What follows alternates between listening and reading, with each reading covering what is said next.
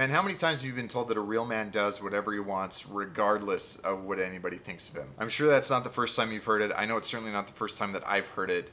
I would imagine I probably hear it more than most because given what I do talking about the importance of presentation and image and style, I get a lot of resistance from a lot of guys who say none of that crap matters. You should do whatever you want, you should wear whatever you want, you should look however you want, regardless of what anybody thinks. Now, before I dive into why I have a problem with that, I want to talk first about this idea of a real man does X, because I don't have any business telling you a real man does anything. In fact, my experience has been that the majority of times somebody starts off by saying a real man does or a real man is. Typically what they're doing is giving you a set of behaviors or a set of standards that works to their benefit, not to your benefit. And so it's a way for them to try to dictate and control your actions. Now that's not to say that what is good for them and is good for you are always mutually exclusive, but most of the time when somebody says a real man does X, Y, or Z, it's because that action benefits them regardless of what it does for you. Now that being said, when guys say that you should do whatever you want regardless of what anybody thinks of you, I get the idea of where that comes from. In fact, my hypothesis is that that stems from a philosophy or a tradition that existed a while ago, and it's this idea that a real man does what is right regardless of what anyone thinks of him.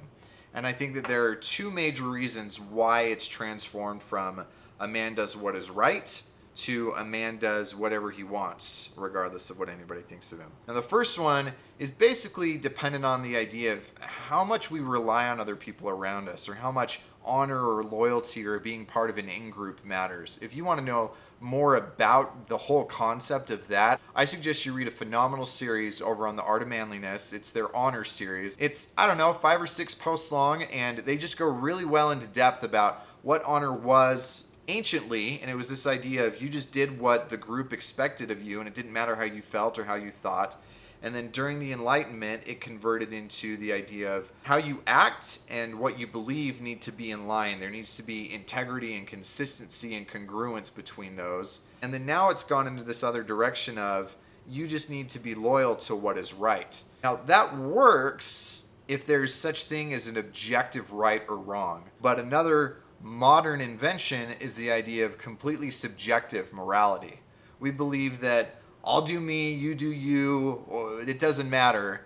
And so basically what you're saying is that whatever I choose to do, whatever is my own personal right, whatever is my internal code of honor, then I need to do that regardless of what you think of me. And the problem with that is that if you only believe in subjective morality, then really a man can do whatever he wants, regardless of what anybody else thinks of him, and morally justify that in his own defense as it being right. Now the reality of it is that a man who does whatever he wants, regardless of what anybody else thinks of him, who truly has no concern for what anybody else thinks of him, is a sociopath. And call me crazy, but I don't believe that you have to be a sociopath to be a masculine man. I don't think that that's the case. I think that we've gone too far away from this idea of you do what the group says you need to do, regardless of what your own personal beliefs are, to you do what is good for the group and what your own personal beliefs are. It's good for your status, it's good for you morally, to now whatever the group says doesn't matter. I'm an individual and I'm good on my own. And that's just taking it too far. You need people, you need your family, you need your tribe, you need people to be able to fully function as a human being. And if you don't have any loyalty to them, which is really what honor is, then they don't have any business having any loyalty to you. They don't have any reason to benefit your life, and then you truly are alone. And again, if you're truly alone, you're a sociopath. Now going back to this idea of loyalty or honor, I think one of the reasons why this old saying of a man does what is right, regardless of what anyone thinks of him, is such a strong saying and such a strong gauge of true masculinity is because it ties in these masculine virtues that we've talked about in the past that Jack Donovan came up with when he wrote The Way of Men: strength, courage, mastery, and honor. Because if you think about it, doing what is right, regardless of what anybody thinks of you, requires a lot of strength. It requires moral and mental strength. Because if you don't have that, then as soon as you start to get a little bit of pressure from the group, you're going to cave and you're going to do what's wrong just because the group said so. It's also going to require some courage, because you may have the strength to stand up to that, But if you don't have the courage, if you're not willing to engage in the social risk, if you're not willing to embrace the ostracization of going against the grain and doing what the group has a problem with, then it doesn't matter how much strength you have, you're going to cave. You're going to go with what they say, even if that means abandoning the principles and the morals that you believe in and that you stand for. It's going to require mastery, self-mastery, because you may have the strength, you may have the courage, but you may get worn down by it, or you may decide it's not worth it, or you may just give up. You have to have the self-mastery, the mastery of will, to still stick to your guns and do what's right. And believe it or not, it is going to require some honor.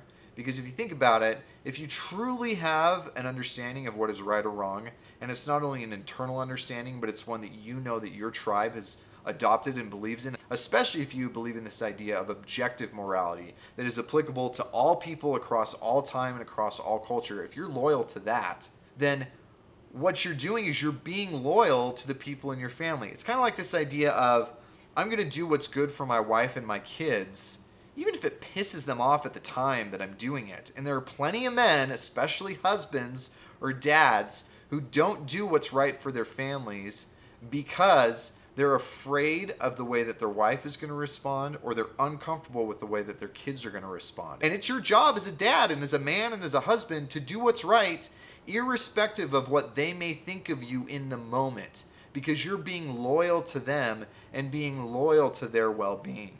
So obviously this is something that's way more applicable than just style. But I wanted to bring this up because I get this consistently and constantly. I'm not saying that dressing well is objectively right or wrong, but what I am saying is that the argument that you should dress, act, say, do, think whatever you want, regardless of how it affects other people around you, because that's what it means to be a man, that's a bogus idea. It's garbage. I know that it's easy to repeat that because then you try to convince yourself that you can do whatever you want and you're fine. And it's also a way to try to get over the social awkwardness or the pressure that comes from trying to better yourself, and I'll just do me. I'll just do whatever I want regardless of what anybody thinks of me. I can sympathize with that because I try to use that rationalization myself. But honor matters. Integrity matters. Loyalty to your group of people, it matters. I want to know what you guys think. How have you found that the idea that doing what you want, regardless of what anybody thinks of you, how have you found that that's a problem? How have you found that that's a conflation of what it really could be as far as a good approach to life? Leave me a comment below. I'd love to hear what you think. As always, leave me a thumbs up, double thumbs up, I guess this time. I'll catch you guys on the next round.